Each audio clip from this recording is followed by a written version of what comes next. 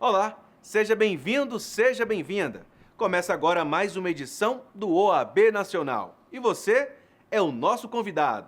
Fique com a gente, já estamos no ar.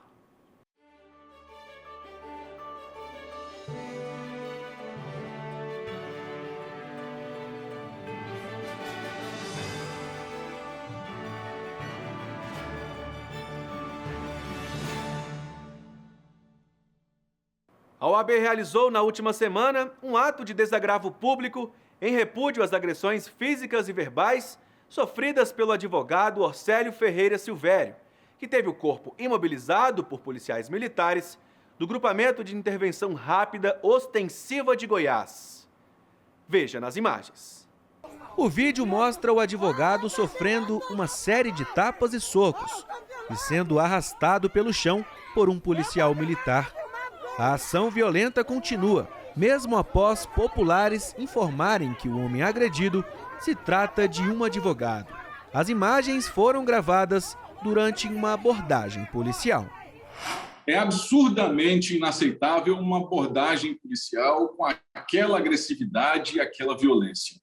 Veja que o advogado está deitado, muitas vezes com o joelho sobre o seu pescoço, tomando tapa na cara, sob a advertência dos populares de que ele era advogado, com o crachá de advogado, absolutamente identificado como advogado, e ainda que não o fosse. Aquele tipo de abordagem é inadmissível com qualquer cidadão brasileiro.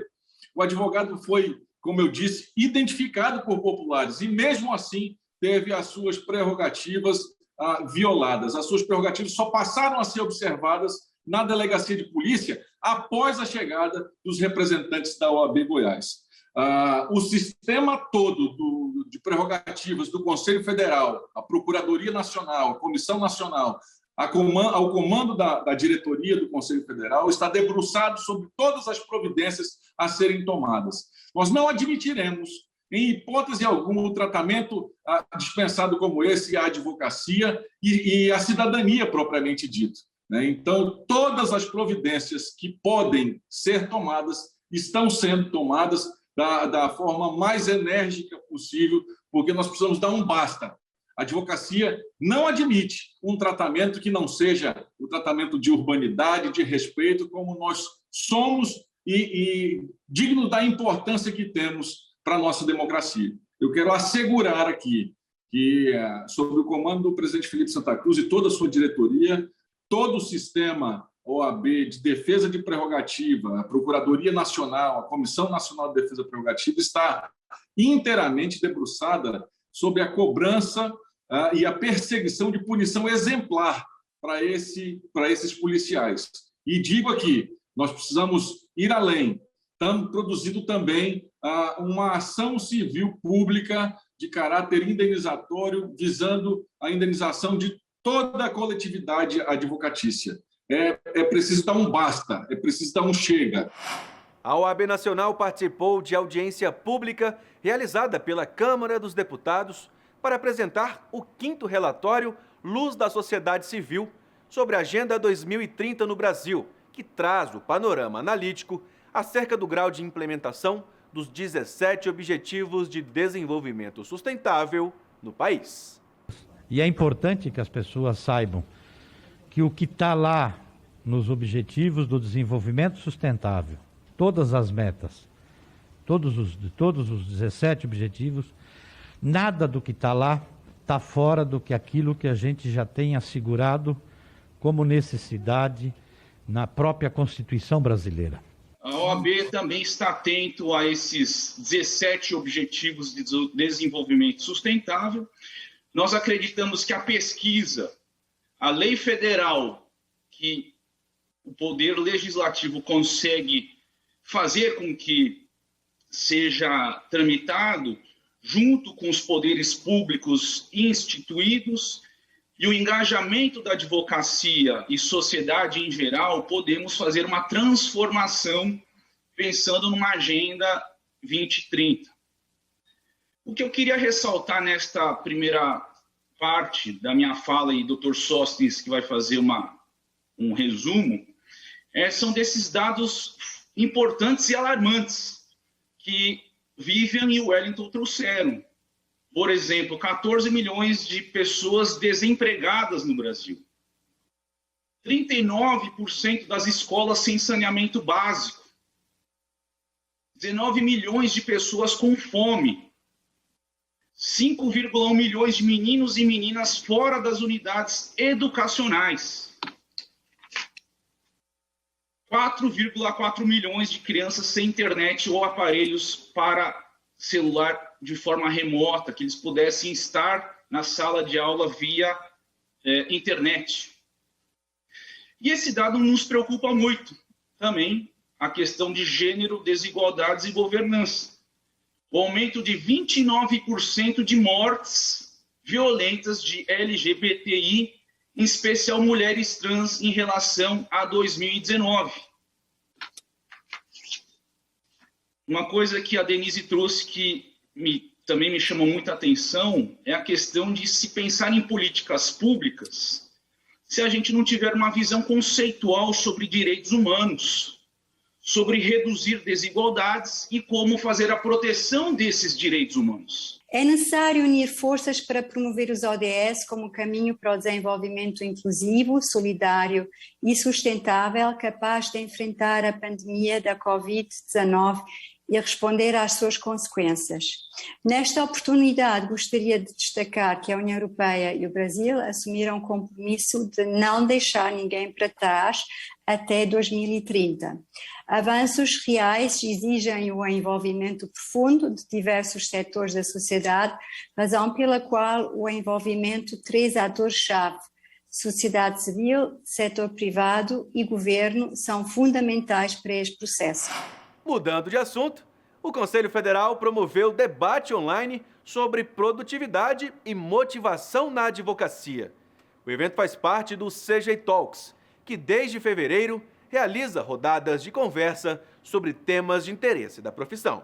Nessa 6ª edição, nós vamos falar da produtividade e motivação na advocacia, que em tempos de pandemia tem sido uma coisa excepcional para se conversar, para se tratar. Os temas têm sido muito instigantes, né? Temos aqui a presença da Isis, que eu não preciso de falar o currículo dela, nem da Natália, nem do Fábio. Já cortei os doutores e senhores aqui, para a gente já continuar mais informal. Quero muito agradecer a vocês, dizer que é uma honra para a gente tê-los vocês aqui hoje. É uma honra para mim estar mais uma vez aqui nessa mesa.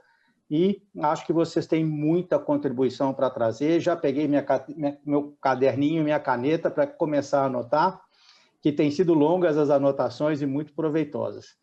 E o assunto que a gente vai tratar hoje aqui é mais importante ainda, porque esse momento em que a gente vive, né, ainda da pandemia, manter produtividade nos escritórios, gerar resultados, tornam-se grandes desafios.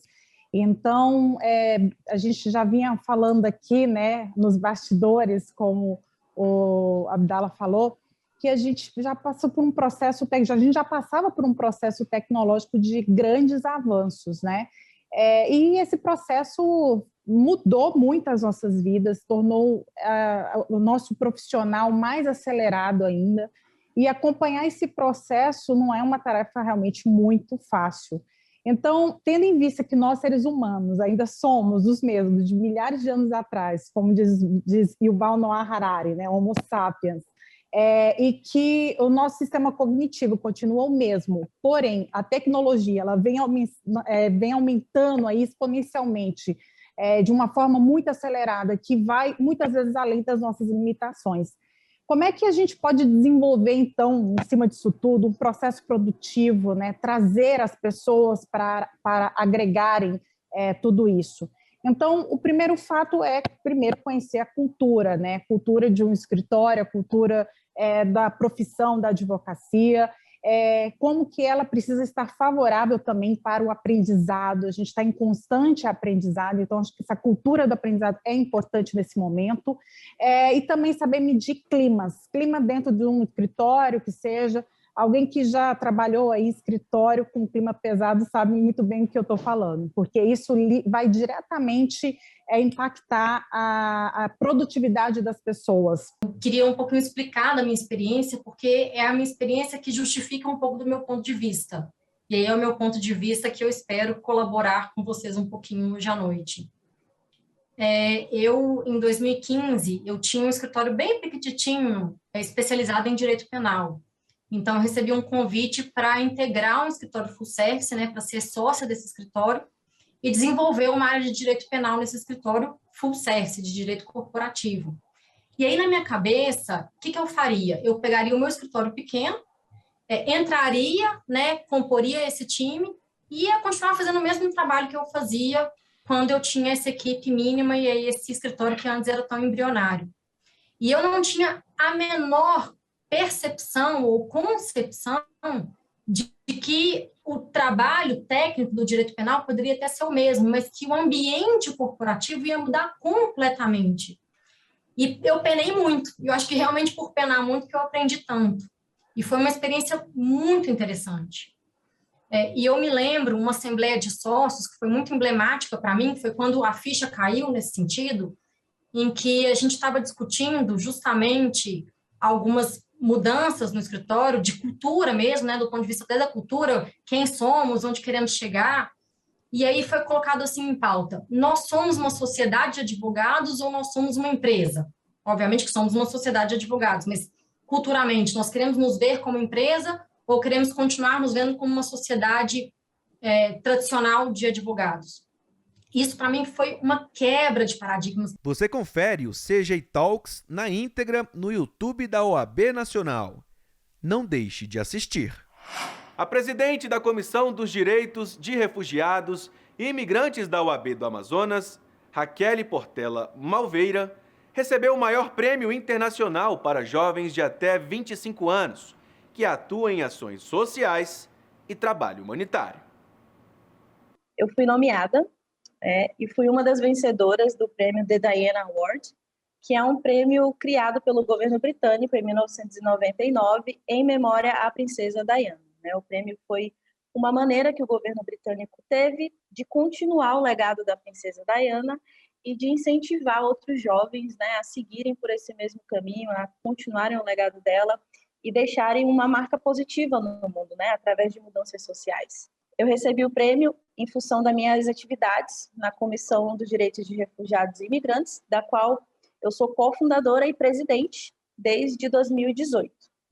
Um mês após eu me tornar advogada, o fluxo migratório de venezuelanos estava muito intenso aqui em Manaus e eu sempre via pessoas na rua pedindo nos sinais, mulheres venezuelanas com crianças no colo, e aquilo sempre me tocou. Eu pensava de que maneira eu posso colaborar para ajudar essas pessoas, o que eu posso fazer? E foi daí que surgiu a ideia de criar a Comissão dos Direitos de Refugiados e Imigrantes na OAB Amazonas, juntamente com a doutora Isabel Terra, e com o apoio do Dr. Marco Choi, presidente à época, nós fundamos a comissão, e desde então, há pouco mais de 2 anos e meio, nós já temos impactado cerca de 3 mil vidas, 3 mil refugiados e imigrantes que vivem atualmente no estado do Amazonas, através de orientação jurídica gratuita, palestras sobre legislação brasileira, principalmente no tocante aos direitos trabalhistas. Oferecemos também cursos de língua portuguesa em parceria com escolas privadas aqui em Manaus. Também apoiamos na revalidação de diplomas e entre outras atividades de cunho social que a gente realiza, como doação de comida, brinquedos, roupas. Agora, durante a pandemia, nós doamos também 2.000 máscaras para a população refugiada e imigrante e também álcool em gel. Então, a comissão tem esse cunho jurídico, mas também muito social, de realmente restaurar a dignidade dessas pessoas e fazer com que, de alguma maneira, elas se sintam em casa no Brasil, possam chamar o Amazonas de lar. Então, a ideia da comissão é justamente essa, resguardar o direito dessa população, olhar por eles quando muitas das vezes a maioria das pessoas não olham. A OAB Nacional recebeu um ofício da Federação Nacional de Estudantes de Direito, direcionado aos conselheiros federais, manifestando apoio ao pedido de impeachment do presidente da República, Jair Messias Bolsonaro. O documento ressalta a urgência na defesa do Estado Democrático de Direito e da Constituição. Segundo o ofício, abre aspas, a FENED entidade que reúne os centros e diretórios acadêmicos de direito e os mais de 800 mil estudantes de direito do país, manifesta apoio à Ordem dos Advogados do Brasil em relação à decisão quanto ao protocolo de pedido de impeachment do presidente da República, considerando que não nos cabe ser somente espectadores de incessantes violações de direitos básicos e da virulência com a qual se tem tratado os direitos e os deveres para com o povo. Em outro trecho, o documento ressalta que, diante dos crimes de responsabilidade expostos pela CPI da Covid, dos quais ressalta-se o genocídio ao povo manauara, entre outros delitos cometidos, faz-se necessária a responsabilização do presidente. Por fim, destaca o documento que a OAB sempre esteve nas lutas do povo e com o povo, como na redemocratização do país e nas diretas já, atuando enquanto a última instância em diversos setores. Fecha aspas. Agora nós vamos para um breve intervalo e voltamos em instantes com mais OAB Nacional. É muito rápido, não saia daí.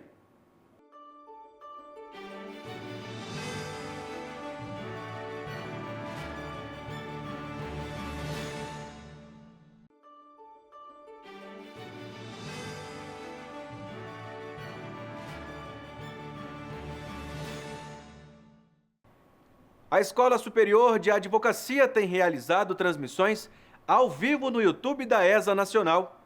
Desta vez, o tema tratou da fraude na partilha dos bens. Acompanhe. Me coube, a honra de mediar esse painel, dialogando um pouco com o professor sobre essa temática, que também me é muito cara. E apenas para introduzir um pouco sobre a relevância do tema, quem tem a oportunidade de trabalhar, de atuar e militar na advocacia de família, naturalmente vai se deparar com situações como essa, situações em que alguns artifícios fraudulentos acabam interferindo na partilha de bens, seja por utilização de uma interposta pessoa, seja por utilização de uma pessoa jurídica, ou simulando obrigações, contratos, dívidas, enfim. Há, efetivamente, a ocorrência disso para quem acaba se deparando com a situação de divórcio em que há, posteriormente, a partilha, ou situação de dissolução de união estável.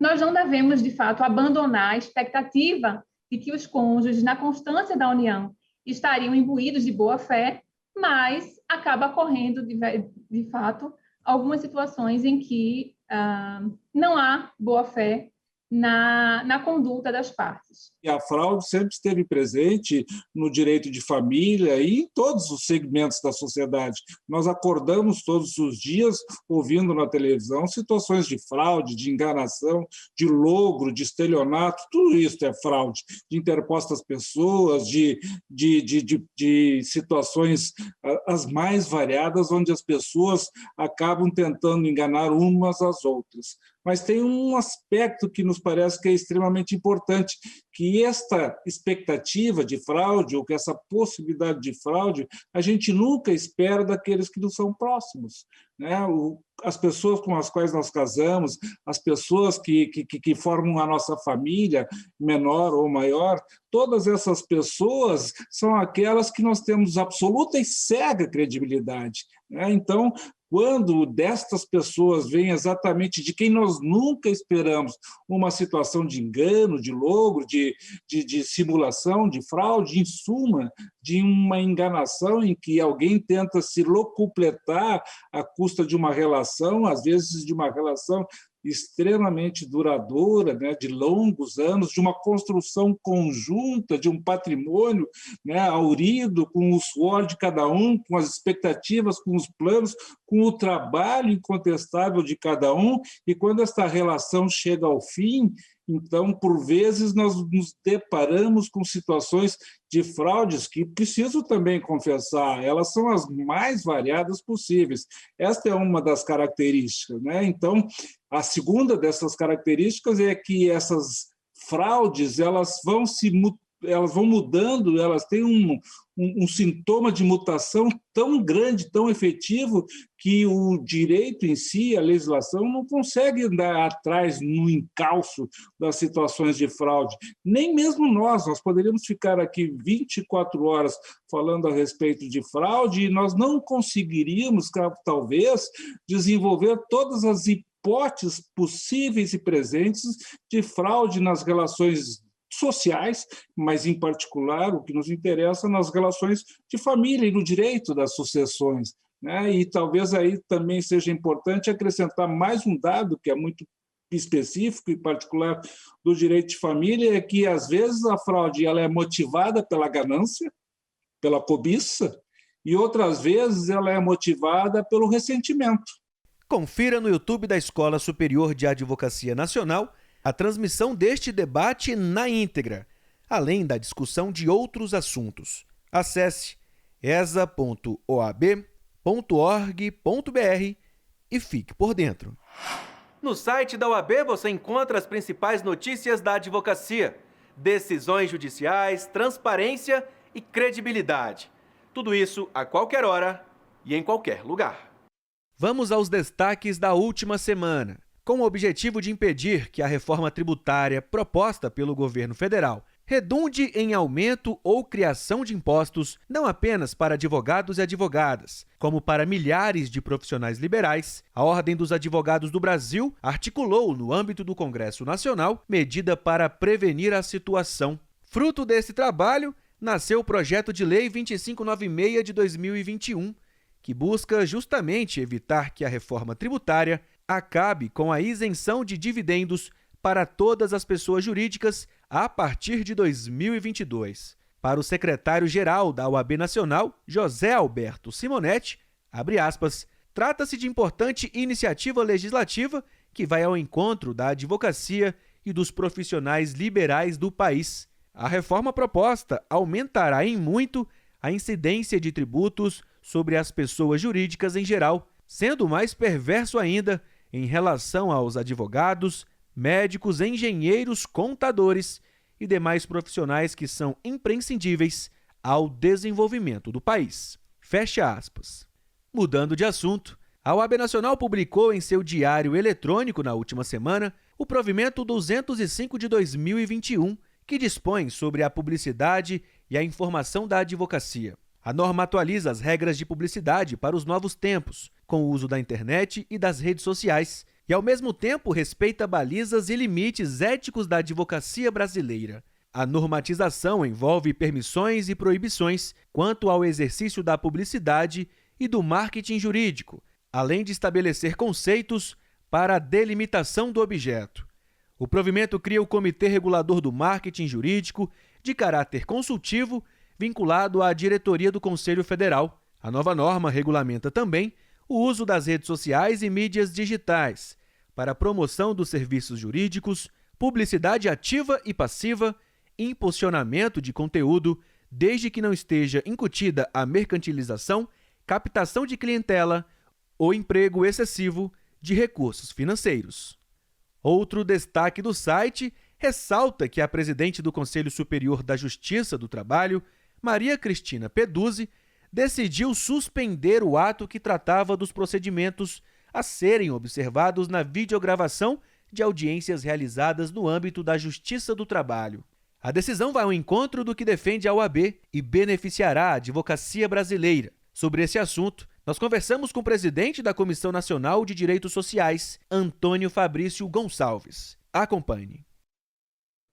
O Conselho Nacional da Justiça do Trabalho editou uma portaria que as audiências gravadas não teria necessidade que o juiz transcrevesse aqueles fatos gravados para um termo de audiência.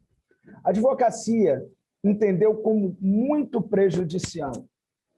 É claro que a advocacia não é contra a tecnologia, pelo contrário, louva as gravações, há anos já requeria estas gravações, porém, além das gravações, é necessário que tudo o que foi dito seja transcrito, que seja colocado em termo. Primeiro, porque essas gravações ficam em nuvens e, como nós já temos alguns despachos, acontece de se perder. Segundo, que, às vezes, um ato como uma audiência de instrução, ela dura 4, 5 horas, e depois o contato com esse material, e, sobretudo, no segundo grau e nos tribunais superiores, pode ser bastante difícil e leve um tempo muito grande quando nós sabemos que a redução integral, transcrevendo a realidade do que aconteceu, seja essencial. Por isso, a Comissão Nacional de Direitos Sociais, como dito, se reuniu e o parecer foi aprovado à unanimidade para que houvesse a revogação de um dispositivo que apenas exigia a gravação e não a transcrição ou o registro escrito daqueles termos. O que vai trazer esta revogação? Vai trazer a segurança jurídica de ter um meio audiovisual e um meio escrito, em que esse acesso pode ser muito mais fácil, muito mais rápido, e que traz a realidade do que aconteceu na audiência também. É mais uma vitória significativa do mandato Felipe Santa Cruz, que conseguiu abrir esse diálogo com a ministra Maria Cristina Peduzzi, que preside o Conselho Nacional da Justiça do Trabalho e o TST, e esse diálogo foi fundamental, a oitiva da ministra da Advocacia, a sensibilidade da ministra e a ação do Conselho Federal através do seu presidente, levando em consideração a posição da Comissão Nacional de Direitos Sociais, chegou nesse momento que a portaria fosse revogada. Esses e outros destaques você confere no site da Ordem, em oab.org.br. Este programa especial da Ordem dos Advogados do Brasil fica por aqui. Se quiser conferir tudo que a OAB vem fazendo, não deixe de seguir a gente nas redes sociais. Nos vemos na próxima semana. Até lá!